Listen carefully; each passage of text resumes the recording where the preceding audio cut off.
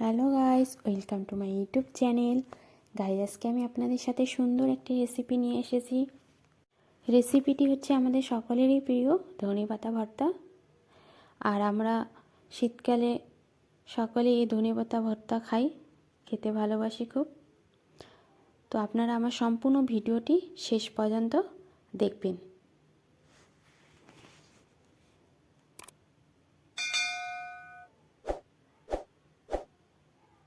তো গাইস, ধনেপাতা ভর্তার জন্য প্রথমে আমি এখানে একগুচ্ছ ধনেপাতা নিয়েছি। তো ধনেপাতাগুলো তো বেছে নিতে লাগবে। ধনেপাতার মধ্যে যে হলুদ পাতাগুলো থাকে সেগুলো তো দেওয়া যাবে না, সেগুলো ফেলে দিতে হবে।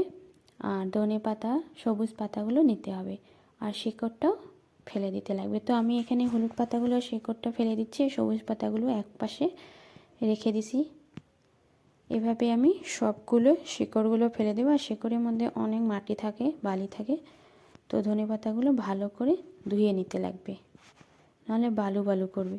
এর জন্য সবগুলো আমি একটা ছোট হাঁড়ির মধ্যে নিয়েছি এবং এখানে আমি জল দিয়ে ভালো করে পরিষ্কার করে নেব। 3-4 বার জল পাল্টায় ভালো করে পরিষ্কার করে নেব। তো এখানে আমি ভালো করে পরিষ্কার করে নিয়েছি। এখন এখানে জল থেকে ভালো করে উঠায় নিচ্ছি। জলগুলো থেকে ধনেপাতাগুলো ঝেড়ে ঝেড়ে নিতে লাগবে, কারণ জল হচ্ছে একটুকু যাতে না থাকে। সব ধনেপাতা আমি একটা প্লেটের মধ্যে উঠিয়ে নিয়েছি। এরপরে আমি এগুলো বেটে নেব।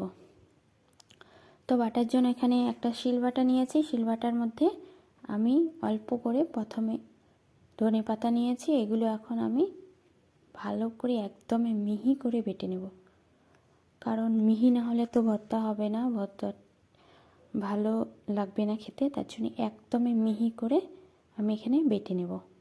তো প্রথমে আমি অল্পই নিয়েছি, বাকিগুলো পরে একবারে বেটে নেব। তো গাইস, এইভাবে আমি বেটে নেওয়ার পর উঠিয়ে একটা প্লেটের মধ্যে রেখে দেব। যেহেতু প্রথমবার আমি অল্প একটু নিয়েছি, তাই প্লেটের মধ্যে এক সাইডে আমি এটি রেখে দেব। এরপরে আমি কাঁচা লঙ্কা এখানে 3টা নিয়েছি, আর রসুন নিয়ে কাঁচা লঙ্কা আর রসুন হচ্ছে বেটে নেব। এখানে কাঁচা লঙ্কা রসুন বাটার পর বাকি ধনে পাতাগুলো এখানে বেটে নিয়ে নেব। বেটে নেওয়ার পর সবগুলো আমি প্লেটের মধ্যে উঠিয়ে রাখবো। এরপর এখানে প্লেটের মধ্যে রাখছি, এগুলো সবগুলো এখন একটু হাত দিয়ে ভালো করে মেখে নেব। মেখে নেওয়ার পর বাকি যে উপকরণগুলো আর দিতে লাগবে ওগুলো আমি দিয়ে দেবো। এখানে রসুন বাটা আর কাঁচা লঙ্কা বাটা তো দিয়ে দিয়েছি। স্বাদ মতো আমি 3টা কাঁচা লঙ্কা নিয়েছি। আপনারা যদি বেশি ঝাল খেতে ভালোবাসেন তাহলে বেশি নিয়ে নেবেন। তো এখানে আমি পরিমাণ মতো লবণ আর সর্ষের তেল দিয়ে দিলাম। আপনার স্বাদ অনুযায়ী লবণ আর স্বাদ অনুযায়ী ঝালটা দিয়ে দিবেন, কারণ হচ্ছে এই ভর্তার মধ্যে লবণ আর ঝালটার জন্যই হচ্ছে খেতে ভালো লাগে। এইগুলো লবণ কম বা ঝাল একটু কম হলে খেতে একদমই ভালো লাগে না, তাই আপনারা স্বাদ অনুযায়ী দিয়ে দেবেন। তো আমার এখানে কমপ্লিট ভর্তা করা। এবার আমি একটু সুন্দর করে কাঁচা লঙ্কা দিয়ে সাজিয়ে দিচ্ছি।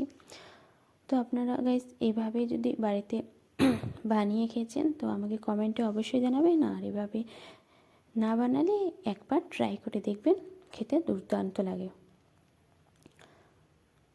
তো আমার এই ধনেপাতা ভর্তা রেসিপিটি আপনাদের কেমন লাগলো অবশ্যই আমাকে কমেন্টে জানিয়ে দেবেন। Take care.